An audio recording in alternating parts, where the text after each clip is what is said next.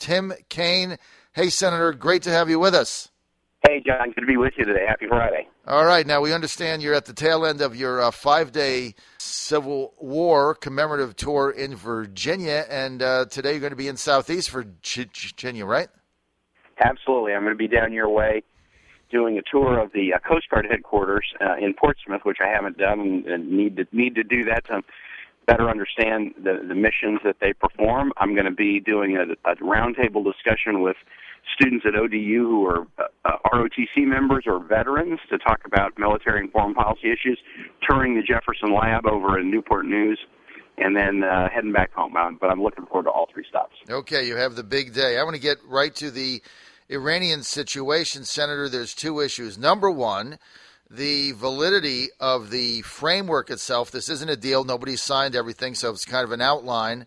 The validity of that. But then what I want to start with, though, is one thing that you have been on the forefront of for some time, which is regardless of whether you like the framework of a deal or you do not, this should be sanctioned by Congress. And the president is resisting that. I know you've talked with him. You were one of the first governors to back Barack Obama in 2007 before it was in style.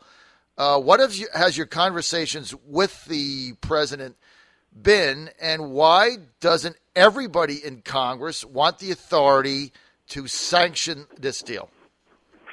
John, great question. So we'll get to the framework itself in a minute, but I'm the co-sponsor and co-author of a bill with Bob Corker, Senator from Tennessee, to set up a process for reviewing any ultimate Iran sanctions or Iran nuclear deal. And I think it's the kind of a deal that Congress needs to have the opportunity to review and approve. The president does have the ability to do some diplomatic agreements without Congress. If it rises to a certain level, as you know, to become a treaty, that would take a 2/3 vote in the Senate to approve a treaty. This will not rise to that level, but the reason Congress needs to be involved in this one is because the fundamental negotiation is about what must Iran do to get out from under a congressional sanctions regime. So if you're going to bargain away a statutory sanctions program that was enacted by Congress, then Congress is going to have a say in it. And my pitch to the White House is, look, Congress is going to be involved in this whether you like it or not. Better to have that involvement sort of under a structured, orderly process with clear time guidelines and voting requirements than have the involvement just kind of be free-for-all. So we are going to, in the Foreign Relations Committee, where I serve next week, mark up this bill and get it to the floor. And you're right, the White House, they see it differently, although I think they're starting to change their tune a little bit from we don't want Congress involved to, well, maybe we would engage over how to make this bill more to our liking. But I was one of the sponsors of it, and I feel very strongly that given the national security implications and the clear role of the congressional sanctions in this deal, Congress has got to weigh in. I think the position that you've taken, I've said this many times, Senator, is statesmanlike, because this really, what you're arguing about, the role of Congress shouldn't be a partisan issue. It shouldn't matter if Harry Reid's in charge or Mitch McConnell is in charge or what happened in the midterms, because if you don't do this, doesn't this set a dangerous precedent going forward that challenges the constitutional separation of powers? John, I think it does, and it doesn't make any difference whether you like the president, and it doesn't even make any difference whether on the particular issue you agree with the president. Right.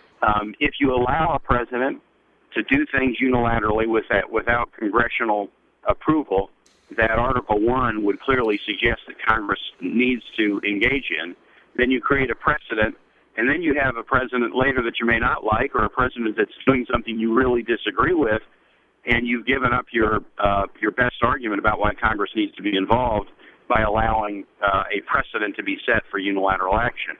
Now, look, many members of Congress, sadly, like unilateral action because however much they might complain about it in press statements, they would rather not vote on controversial things. Right. And so the thing that allows a president to overreach, and presidents of all parties have, is Congress wanting to abdicate and sort of hide in the weeds and not vote on hard things. But with respect to both the ongoing war against ISIL and this nuclear deal, I just don't think Congress should abdicate its role. And so I am a strong supporter of a careful and deliberative approach to any deal if one should be reached. But we will see. I think we certainly have the votes to get the bill passed, to set up the review process. The president has threatened to veto. We are getting near the number of votes to override a veto, but that's down the road. We got to get the bill out of the committee and passed by Congress, and then turn our attention to the framework itself, to the deal itself, if one is finalized. Okay, so it sounds like what you're saying, you're within you're within striking distance of potentially overriding a veto. I think at the end of the day, you will be able to achieve that if that's what happens. Let's get to the framework of the deal itself, Senator Kaine. And one of the things that really bothers people about this is immediately after it was done, the president came out, said, wow, what a big victory for us, took his victory lap.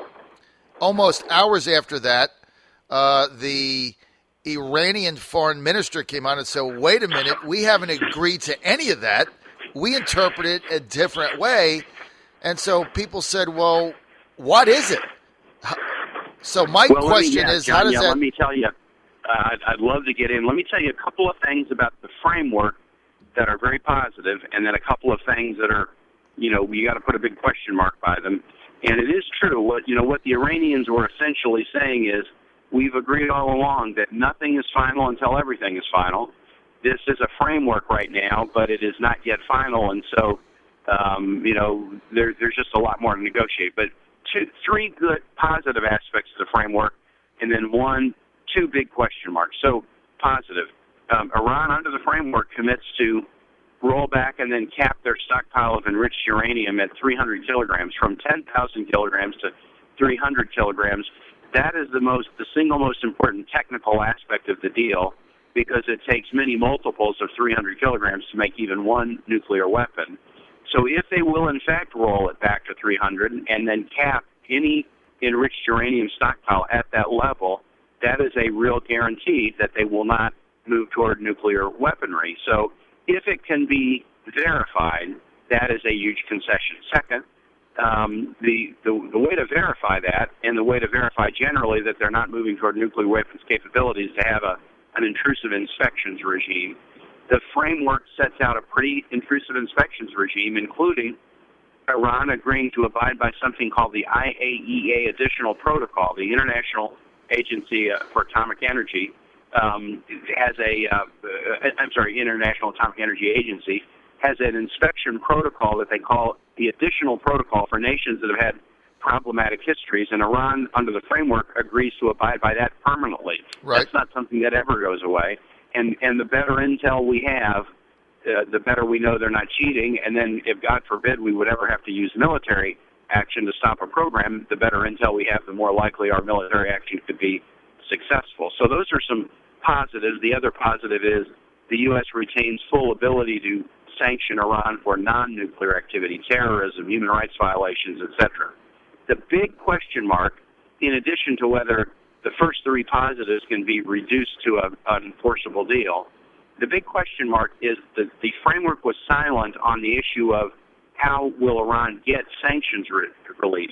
I mean, interestingly enough, and this might have been good negotiation on the P5+1 in the United States, all the really clear concessions in the deal are concessions made by Iran.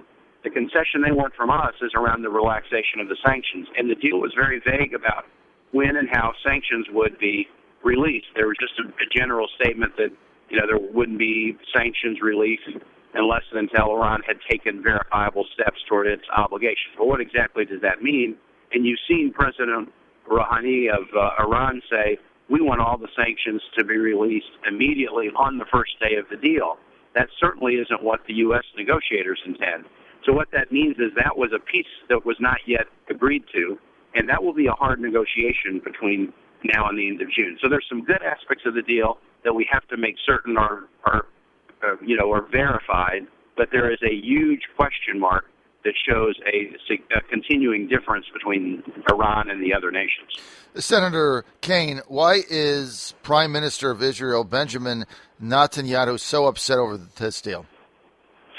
Well, I have met with the Prime Minister probably 5 times, 3 times in his office and twice in Washington to talk about Iran over the course of the last few years. And he has really, since the mid-'90s, he has been very focused on Iranian behavior and on the Iranian nuclear program.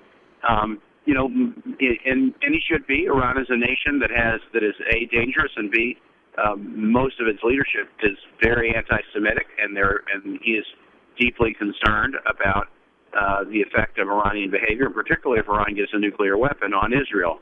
So he's concerned about it. Now, in my personal opinion, based on discussions with him, I think he feels like any deal would be a bad deal.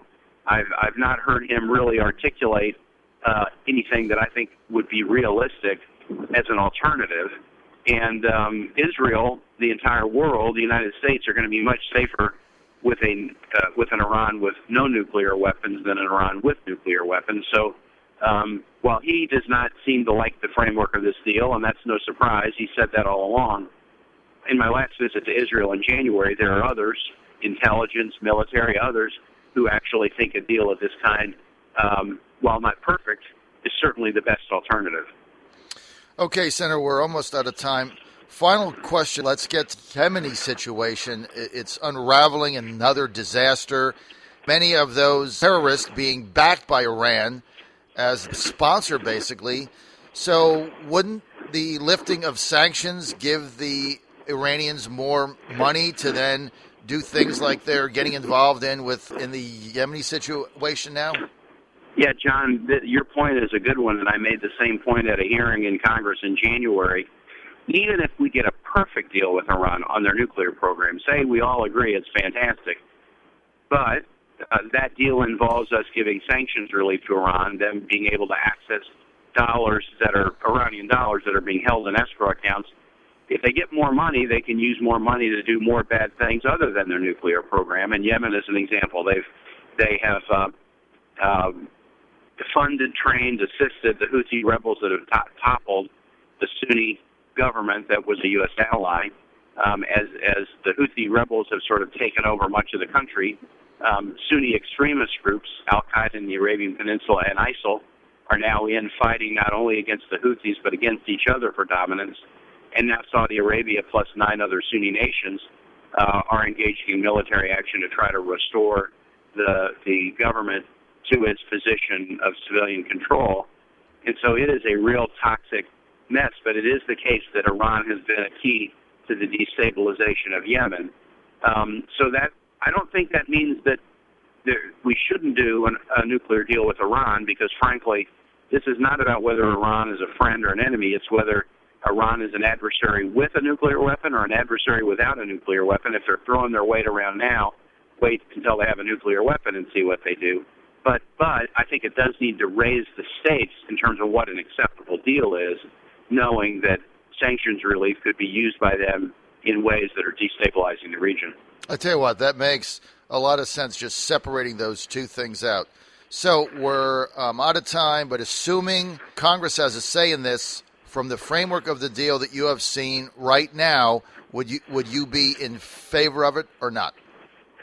John, if we can, the heart of the deal to me is the rollback of the enriched uranium stockpile. If we will guarantee that stockpile is rolled back and it's far below what is needed for nuclear weapons, and we have an inspections regime that we feel is thorough and comprehensive enough to detect any cheating or effort to go above that minimal threshold. If we can do a deal that guarantees that, I'm favorably inclined.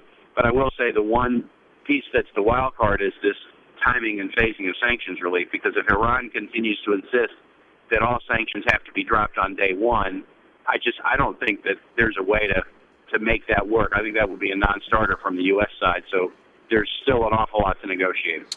Okay, Senator, we're out of time. We want to thank Senator Tim Kaine for being with us. Senator, it's always an honor to have you on, sir. Thank you John, so much. Thanks so much. Take care.